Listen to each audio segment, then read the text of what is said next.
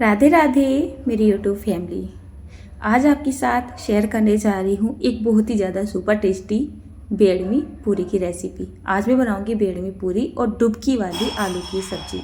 हम हर तीसरे महीने में लगभग वृंदावन धाम जी जाते हैं और सबसे ज़्यादा फेमस मथुरा के यानी वृंदावन धाम के या फिर पूरे ब्रज के पेड़े ही हैं जिनको यशोदा माँ के हाथों के पेड़े बोला जाता है। और उसके बाद अगर बात की जाए ना तो वहाँ पर खस्ता और जो बेडमी पूरी है ये बहुत ही ज़्यादा फेमस है। हर 4 कदम पर, हर दूसरे ठेले पे, हर दूसरी ठेले पे, हर दूसरी दुकान पे ये पूरियाँ आपको देखने को मिल ही जाएंगी। इनकी डिमांड बहुत ज़्यादा है। ये खाने में बहुत ही ज़्यादा टेस्टी होती है और इनको बनाना भी बहुत ही ज़्यादा आसान है। जब हम वृंदावन धाम जी में गए थे हमने वहाँ पर ये पूरियाँ खाई थी और मेरी कुछ सब्सक्राइबर जानते भी हैं। वल्लभ जी महाराज जी के दर्शन करने के बाद जब आ रहे थे तो हमने नाश्ते में ये पूरियाँ खाई थी। तो इनको बनाने का तरीका मैंने उन्हीं से ही पूछा था। हम उनके पास काफ़ी देर ठहरे थे और मैंने उनसे पूछा था ये किस किस तरीके से बनती है। तो मैंने भी इनको अपने घर में बना के देखा है और यकीन मानिए खाने में ना वही टेस्ट आया है। मेरे बच्चे और मेरे हस्बैंड बोल रहे थे कि बिल्कुल वही टेस्ट है। तो चलिए बनाना शुरू कर देते हैं। उसके लिए हमें यहाँ पर दाल भिगोनी होती है। वैसे तो ये उड़द दाल से ही बनाई जाती है लेकिन उन्होंने मुझे बोला था कि इसमें मूंग की दाल भी डाली जाती है तो टेस्ट ज़्यादा अच्छा आता है।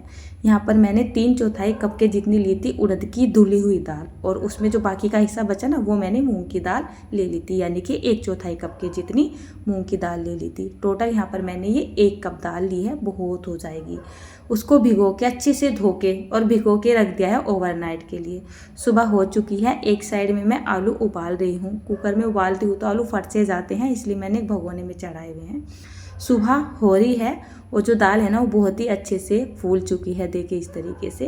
तो अब हमें क्या करना है, इसको हमें पीस लेना है। तो पीसने के लिए हमें ले लेना है यहाँ पर ये एक मिक्सी का जार, ठीक है ना। दाल को हमें बहुत बारीक नहीं पीसना है, थोड़ा सा ना दरदरा ही रखना है।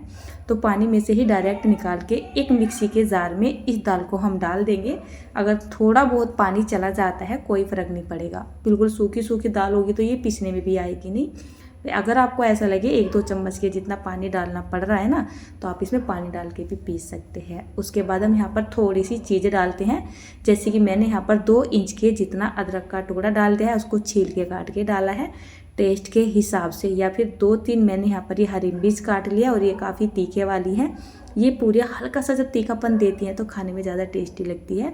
1 छोटा चम्मच के जितना हमने यहाँ पर ये सौंफ डाल दी है। 1 छोटा चम्मच के जितना मैंने यहाँ पर डाली है ये कसूरी मेथी। 1 छोटा चम्मच के जितना डाल दिया है मैंने जो खड़ा धनिया यानी कि जो साबुत धनिया होता है। उसके बाद हम यहाँ पर 1.5 छोटा चम्मच के जितना डाल देते हैं अजवाइन। अजवाइन ज़रूर से डालिएगा, एक तो टेस्ट अच्छा आता है, ऊपर से डाइजेशन सिस्टम के लिए बहुत अच्छी होती है, आप सभी जानते हैं ना।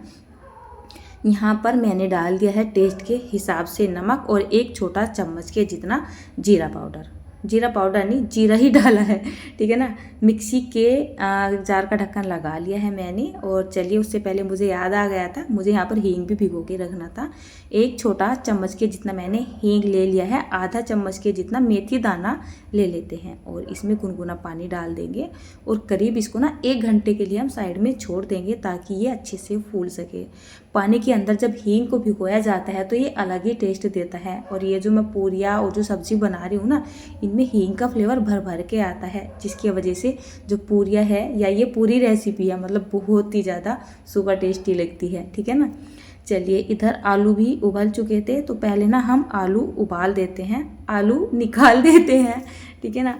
जैसे मैं दाल को पीसने के लिए गई ना तो मेरे यहाँ पर तो लाइट हैज़ गॉन लाइट जा चुकी थी और लाइट का इंतज़ार करते करते मुझे बहुत टाइम हो चुका है। मैंने सोचा लाइट तो आएगी नहीं, अब बात बनेगी नहीं, चलिए दाल को इन्वर्टर पे ही पीस लेते हैं। तो उसके लिए मुझे क्या करना है, अब दाल इसमें बहुत ज़्यादा थी, लाइट से तो ये पिस जाती और अगर मैं ज़्यादा दाल डाल के पीसने की कोशिश करती हूँ तो जो हमारा इन्वर्टर है ना उसमें कुछ खराबी आई हुई है तो वो बोल जाएगा, लोड मान जाएगा। तो उसके लिए मैंने यहाँ पर क्या किया है, इसमें से आधी दाल निकाल ली है तो इसको मैं 2 बार में करके पीस लूँगी। मुझे यहाँ पर थोड़ा सा इसमें पानी भी डालना पड़ा है, करीब 2 चम्मच के जितना मैंने यहाँ पर ये पानी डाल दिया था और इसको मैंने कुछ इस तरीके से दरदरा सा पीस के तैयार कर लिया है। मतलब दरदराहट कुछ ऐसी होनी चाहिए, इसमें दाल के चंक्स भी नहीं होने चाहिए और दाल बहुत ही ज़्यादा बारीक भी पिसी हुई नहीं होनी चाहिए। देखिए कुछ इस तरीके की होनी चाहिए। तो चलिए यहाँ पर ये मैंने एक बैच तो पीस के तैयार कर लिया है। उसके बाद मैंने इसको एक परात में ट्रांसफ़र कर लिया है, क्योंकि हमें इसका एक आटा यानी कि एक डो बना के तैयार करना है। बाकी की जो दाल बच रही थी उसको भी मैंने यहाँ पर ये पीस लिया है। तो चलिए, दाल का काम तो ख़त्म हो चुका है। और आपको मैं एक बात बताऊँ, जैसे ही मैंने यहाँ पर दाल को पीस लिया तुरंत एकदम से लाइट आ चुकी थी। ठीक है ना, कभी कभी ऐसा हो जाता है, जिसका इंतज़ार करते हैं वो काम तो होता नहीं है, और काम करते के साथ ही सारे काम आसान होने लगते हैं। गेहूं का आटा लेके आ गई हूँ। जैसे कि मैंने यहाँ पर ये 1 कप दाल ली थी ना, तो यहाँ पर हम 2 कप के जितना गेहूं का आटा डाल सकते हैं। ठीक है ना, तो पहले थोड़ा सा ही डाल लीजिएगा, ज़रूरत पड़े तो बाद में भी डाल सकते हैं। उसके बाद यहाँ पर 2-3 चम्मच भर के मैंने सूजी को डाल लिया है। तो आटे के साथ ही डाल लिया था, छलनी में ये आसानी से छन जाएगी। सूजी मोटी हो बारीक हो कोई सी भी हो, आप चल जाएगी। मतलब डो लगेगा ना तो वो फूल जाती है डो में जाने के बाद। उसके बाद ये जो हमने हींग लिया था ना, इसको एक बार फिर से अच्छे से हम घोल लेते हैं। ठीक है ना, हींग का जो ये पानी बनता है ना, मतलब ये इन पूरियों में एक अलग ही टेस्ट देता है। अगर हम आटे में डाल लेते या दाल के साथ पीस लेते, फिर हींग का वो फ्लेवर या टेस्ट नहीं आने वाला था, जैसे कि इस तरीके से आएगा। और जो मेथी का हल्का हल्का टेस्ट आएगा ना, बस वो एक गजब ही होगा, ऐसा मान सकते हो। आप बना के देखिएगा, बहुत ही ज़्यादा सुपर टेस्टी बनती है इस तरीके की बनाई हुई बेडमी पूरी। और ये जो मुझे तरीका है ना, वृंदावन धाम जी में जिनके यहाँ पे हम पूरियाँ खाते हैं, आप में से कुछ जानते भी हैं, तो उन्होंने ही बताया था कि इस तरीके से इसको करना है। ठीक है ना, हल्का सा ना ये चिकना होता है, हाथों को बहुत ज़्यादा चिपकता है, क्योंकि इसमें उड़द की दाल है और मूंग की दाल है, तो हाथों को चिपकती भी है। पर कोई बात नहीं, जब ये इकट्ठा हो जाएगा ना, डो बनने वाली कंसिस्टेंसी में आ जाएगा, एकदम चिकना हो जाता है। मैंने बाद में आके जैसे हमारा ये डो इकट्ठा हुआ ना, तो मैंने यहाँ पर ये थोड़ा सा 2 चम्मच के जितना सरसों का ही तेल डाल लिया है। रिफाइंड ऑयल नहीं डाला है, सरसों का ही तेल डाल लिया है। और इसको थोड़ा सा अच्छे से हम चिकना सा कर लेते हैं, मतलब कि बहुत ज़्यादा नहीं गूंथना है मुक्की दे दे के, बस इसको इकट्ठा सा कर लेना है। चिकना सा हो चुका है, इसको हम ढक देते हैं और करीब 15 से 20 मिनट के लिए साइड में छोड़ देते हैं। हमने सूजी डाली है ना, तो उसको फूलने में टाइम लगेगा। एक इसी मिक्सी के जार में हम क्या करेंगे, 1 टमाटर ले लेंगे। आप 2 या 3 टमाटर भी ले सकते हैं। ये साइज़ में काफ़ी बड़ा था, तो मैंने 1 ही टमाटर लिया है और उसमें अच्छा खासा गूदा भी था। उसके बाद करीब 1 इंच के जितना मैंने यहाँ पर अदरक का टुकड़ा भी काट लिया है, और अदरक को मैंने छील लिया था। उसके बाद हम यहाँ पर हरी मिर्च डालेंगे, तो हरी मिर्च ज़रूर से डालिएगा। एक अजीब ही, यानी अजीब नहीं, एक यूनिक ही टेस्ट आएगा। तो 4-5 मैंने यहाँ पर ये तीखे वाली हरी मिर्च डाल दी है। हरा धनिया अक्सर मेरे पास ख़त्म ही रहता है, तो मैंने इसको स्टोर करना सीख लिया है। एक पिन्नी में करके 2-4 दिन के लिए मैं स्टोर कर लेती हूँ। तो चलिए, यहाँ पर ये मैंने थोड़ा सा हरा धनिया भी ले लिया है। इस सब्जी का जो कलर होता है वो लाल नहीं होता है, ना ही पीला होता है। इसका कलर कुछ काला सा बोल सकते हो, सांवला सा बोल सकते हो, हल्का सा काही सा भी बोल सकते हो। मतलब इसका कलर ही कुछ अलग तरीके का होता है, जो कि आता है हमारे हरे धनिए और पालक से। तो मैं खेत से ही बिल्कुल फ्रेश पालक लेके आई थी, तो इसको मैंने धो लिया है और इसको भी यहाँ पे काट लिया है। ज़्यादा पत्तियाँ नहीं है, 7-8 पत्तियाँ होंगी ये। तो चलिए, इसको हम पीस लेते हैं और बढ़िया सा फाइन सा पीस के इसको हम तैयार कर लेंगे। तो चलिए, ये भी काम हमारा हो चुका है। ये वाली सब्जी ये बन रही है आलू की डुबकी वाली सब्जी, और इसका कलर आता है लोहे की कढ़ाई में बनाने से। अगर आप इसको लोहे की कढ़ाई में बनाओगे ना, तो बिल्कुल वही कलर आएगा। तो जैसे ही कढ़ाई हल्की सी गर्म हो जाएगी, 1 टेबल स्पून के जितना सरसों का तेल डाल देंगे। तेल गर्म होते के साथ ही 1 चम्मच के जितना जीरा डालेंगे, 1 चम्मच डालेंगे यहाँ पर सौंफ, आधा चम्मच डाल देंगे कलौंजी, और यहाँ पे हम डाल देते हैं 1 छोटा चम्मच के जितना साबुत धनिया, आधा चम्मच के जितना राई डाल देंगे, और 2-3 हरी मिर्च भी डाल देंगे। इसको मैंने तड़के में डाला है। इसकी जगह आप लाल मिर्च का इस्तेमाल भी कर सकते हैं, बट हरी मिर्च का टेस्ट कुछ अलग ही आता है। इसको हल्का सा हम ब्राउन होने तक भून लेते हैं। गैस का फ्लेम एकदम लो कर देंगे और 1 छोटा चम्मच के जितना कसूरी मेथी डाल देंगे। साथ में हम ये बना हुआ पेस्ट यहाँ पे डाल देते हैं और इसको अच्छे से मिक्स कर देते हैं। अब हम गैस के फ्लेम को हाई कर देते हैं और उसको अच्छे से मिक्स कर देते हैं। फिर से हम गैस के फ्लेम को लो कर देंगे और कवर करके इसको 5 से 6 मिनट के लिए अच्छे से पक जाने देंगे। थोड़ा बहुत जब टाइम मिलता है तो हम यहाँ पर बीच बीच में ये अपना काम भी करते रहेंगे। तो जितना मुझे टाइम मिला है उस टाइम में मैंने ये यहाँ पर सारे आलू छील लिए हैं। सब्जी की क्वांटिटी आपको ज़्यादा दिखाई दे रही है, तो मैं यहाँ पर काफ़ी सारी सब्जी बना रही हूँ। ठीक है ना। तो चलिए 5 से 6 मिनट हो चुके हैं और जो ये हमारा पेस्ट है या मसाला वगैरह है, ये बहुत ही अच्छे से पक के तैयार हो चुका है। उसके बाद हम यहाँ पर थोड़े से मसाले डालेंगे। हल्दी पाउडर यहाँ पर हम कम ही डालेंगे, टेस्ट के हिसाब से 1 छोटा चम्मच के जितना नमक डाल देंगे, 1 चम्मच के जितना लाल मिर्च पाउडर डाल देंगे, 1 छोटा चम्मच के जितना पाव भाजी मसाला डालेंगे, 2 चम्मच के जितना हम डाल देंगे यहाँ पर आमचूर पाउडर। ठीक है ना, सब्जी में हल्का हल्का सा खटास होता है, उसी वजह से टेस्ट यूनिक होता है। मतलब इस सब्ज़ी के टेस्ट के तो कुछ मतलब बहुत सारे राज हैं जिनकी वजह से ये सब्ज़ी बहुत ज़्यादा सुपर टेस्टी बनती है। ठीक है, मसाले डाल के 2 मिनट के लिए इसको अच्छे से पका लेते हैं और अब हम इसमें पानी डाल देंगे। तो करीब मैंने यहाँ पर ये 1 लीटर के जितना पानी डाल दिया है। पानी हम थोड़ा सा बाद में भी डाल सकते हैं, तो हिसाब से ही डालिएगा। उसके बाद जो आलू हमने छील के तैयार किए थे इनको यहाँ पे डाल देते हैं। इनको हमें काट के नहीं डालना है और बारीक बारीक भी मैश नहीं करना है, हाथ से थोड़ा सा मोटे मोटे चंक्स को रखते हुए ये आलू हमें यहाँ पर बचूर देने हैं और अच्छे से इसको मिक्स कर देना है। तो सब्ज़ी की थिकनेस देखिए कुछ इस तरीके की रहनी चाहिए। अच्छा, एक चीज़ हमारी रह गई थी ना, ये है हींग।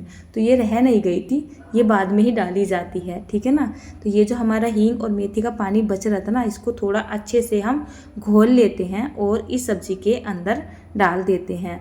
हींग को जब पानी के साथ घोल के और थोड़ा लास्ट में करके डाला जाता है ना, तो बहुत ही अच्छा टेस्ट देता है, सब्जी में बहुत अच्छा टेस्ट आएगा। ठीक है, अच्छे से इसको मिक्स कर देते हैं और इसको कम से कम हम 5-7 मिनट के लिए पक जाने देते हैं। ये सब्ज़ी धीरे धीरे पकती है, धीरे धीरे गाढ़ी होती चली जाती है, इसमें एक रवा बनता चला जाता है ऑटोमेटिक ही। देखिए किस तरीके की सब्ज़ी का टेक्सचर तैयार हो चुका है बनके। तो बस इसी तरीके की हमें यहाँ पर ये सब्ज़ी चाहिए। उसके बाद यहाँ पर ये मैंने इमली का पानी बना के रखा हुआ है। जब भी मैं इस तरीके की सब्ज़ी बनाती हूँ तो खटास के लिए इसी इमली के पानी का इस्तेमाल कर लेती हूँ। ठीक है ना, यहाँ पर 1 चम्मच के जितना मैंने ये पानी डाल दिया है।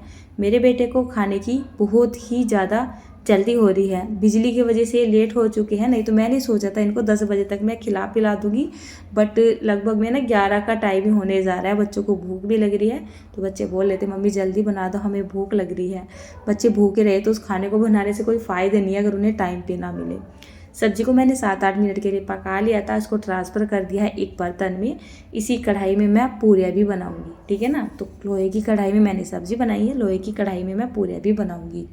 जब हम अलग धातु के बर्तन में यानी अलग अलग धातु के बर्तन में चीज़ें बनाते हैं ना, उनका टेक्सचर और कलर दोनों ही अलग आता है। हमेशा टेस्ट में भी मतलब फ़र्क रहता है और कलर में भी फ़र्क रहता है। लोहे की कढ़ाई में बनी हुई सब्ज़ी का कलर अलग ही रहता है, सिल्वर की कढ़ाई में बनी हुई सब्ज़ी का कलर अलग रहता है, स्टील की कढ़ाई में बनी हुई सब्ज़ी का कलर अलग रहता है। देखिएगा कभी ध्यान से। ये जो आटा था ना, मैंने एक ही साथ इसके गोले बना के तैयार कर लिए हैं। चकला और बेलन हल्का सा घी से नहीं करना है, हमें यहाँ पर तेल से ही ग्रीस कर लेना है और अब इसकी पूरियाँ बेलनी शुरू कर देनी है। तो पूरियाँ बनानी तो इसकी बहुत ही ज़्यादा आसान है, मतलब जैसे हम नॉर्मल गेहूं के आटे की पूरियाँ बनाते हैं ना, उससे भी आसानी से बिल जाती है। ये देखिए, इसकी थिकनेस हमें थोड़ी सी मोटी ही रखनी है। साइज आप अपने हिसाब से रख सकते हैं। मैंने छोटे साइज़ की पूरियाँ बनाई हैं। श्री वृंदावन धाम जी में काफ़ी बड़े बड़े साइज़ की पूरियाँ बनाई जाती है, बट मैंने तो ये छोटे छोटे साइज़ की बनाई हैं। मतलब बहुत छोटा नहीं है और बहुत बड़ा भी नहीं है। ठीक है ना, तो इस तरीके से हम जब तेल हमारा अच्छे से गर्म हो जाए, जब इन पूरियों को यहाँ पे डाल देंगे और जैसे ही तैर के ऊपर को आने लगे ना, गैस का फ्लेम हम मीडियम और लो के बीच में कर देंगे और इनको सेक लेंगे। मैंने शुरू में क्या किया था, 2 पूरियों को सेक के निकाल लिया था साइड में, और ये बाद की जो मैंने 2 पूरी डाली थी ना, जब ये सीखने लगी तो पहल की जो 2 पूरी थी मैंने वो भी यहाँ पे डाल ली है। मतलब मैंने इनको खस्ता बनाने के लिए पहले डाल के देखा था कि अगर मैं कच्ची पूरियाँ पहले उतार लेती हूँ और बाद में इनको दोबारा से फ्राई करती हूँ तो किस में खस्तापन ज़्यादा आता है, पर ऐसी बात नहीं है। अगर आप इनको 6 से 7 मिनट के लिए फ्राई करोगे लो और मीडियम फ्लेम पर, तो सारी पूरियाँ इसी तरीके से खस्ता बनेगी। तो शुरू की ये 2 पूरियाँ मैं आपको दिखा रही हूँ, और जो एक अंदर का हिस्सा है ना, इसका कुछ इस तरीके से सारे में जो स्टफिंग दिखाई दे रही है जैसे हमने इसमें स्टफिंग भरी हुई हो। बेड में वैसे स्टफिंग से भी बनती है, लेकिन ये बिल्कुल ऐसी ही लगती है खाने में जैसे हमने स्टफिंग भरी हुई है। तो 2 पूरी मैंने आपको दिखा दी है, बिल्कुल खस्ता बनी है, एकदम करारी करारी सी बनी हुई है। ठीक है ना, तो बच्चे यहाँ पर भोग लेके जाने की तैयारी में लग गए हैं, बल्कि वो भोग लेके चले गए हैं और उनको भूख लग रही है। तो मैं सोच रही हूँ मैं गरम गरम पूरियाँ बनाती रहूँगी और साथ में उनको सेक के देती भी रहूँगी। ठीक है ना, तो यहाँ पर ये मैंने 3 प्लेट लगा दी है, दोनों बच्चों की लगा दी है और अपने हस्बैंड की प्लेट यहाँ पे लगा दी है। ये वाली जो पूरियाँ होती है इस तरीके से तोड़ के प्लेट में डाल दी जाती है, उसके ऊपर से इस पर सब्जी डाली जाती है। आपको वीडियो में सब्जी का कलर हल्का सा पीला दिखाई दे रहा होगा, लेकिन पीला कलर बिल्कुल भी नहीं था, एकदम सांवला कलर आ रहा था। मतलब कलर बिल्कुल वही आया हुआ था जैसा कलर आपको मार्केट में देखने के लिए मिलता है या जैसा हमने श्री वृंदावन धाम जी में खाया था, ठीक है ना। ऐसा ही कलर आया हुआ था और टेस्ट भी बिल्कुल ऐसा ही आया हुआ था। थोड़ी सी आपको आवाज़ें आ रही होगी ना, तो मैं जहाँ पे वॉइस ओवर कर रही हूँ मेन रोड पे तो हमारा घर है ही, तो कुत्ते भौंक रहे हैं और उसका मैं कुछ कर भी नहीं सकती हूँ। तो चलिए यहाँ पर ना मैंने ये सारी ही पूरियाँ बना के तैयार कर ली है, ठीक है ना। एकदम खस्ता और करारी करारी, मानो देखते ही मुंह में पानी आ जाए। टेस्ट बहुत अच्छा होता है। अच्छा, इस बार मैंने सोच लिया है, इनका टेस्ट सभी को इतना पसंद आया है और मेरे हस्बैंड या बच्चों के पापा बोल रहे थे जब हम इस बार श्री वृंदावन धाम जी में जाएंगे ना तो यही पूरी बना के लेके जाना, इनका टेस्ट बहुत अच्छा लग रहा है। इन्हें चाहे तो आप सब्जी के साथ खा लो या फिर चाय वगैरह के साथ खा लो। जैसे हम नाश्ता वगैरह करते हैं ना कहीं भी, तो अपनी 2 पूरी निकाली, चाय ले ली और बस बैठ के खा लिया। तो चलिए एक प्लेट ऐसे भी लगा के दिखा देती हूँ मैं डोने में सब्जी का, आप पहले टेक्सचर देखिए। एक पूरी मैंने नीचे रख दिया, उसके ऊपर मैंने सब्जी डाल दिया और ऊपर से मैंने ये 2 छोटे छोटे से साइज़ की पूरियाँ बना ली थी। डोना बहुत छोटा था ना, इसी वजह से छोटे छोटे से साइज़ की पूरियाँ बना ली थी, वो यहाँ पे मैंने रख दी है। तो बिल्कुल ऐसी ही लग रही है ना। तो राधे राधे दोस्तों, अब मैं मिलती हूँ आपसे एक अच्छी सी प्यारी सी टेस्टी सी रेसिपी में या फिर वीडियो में।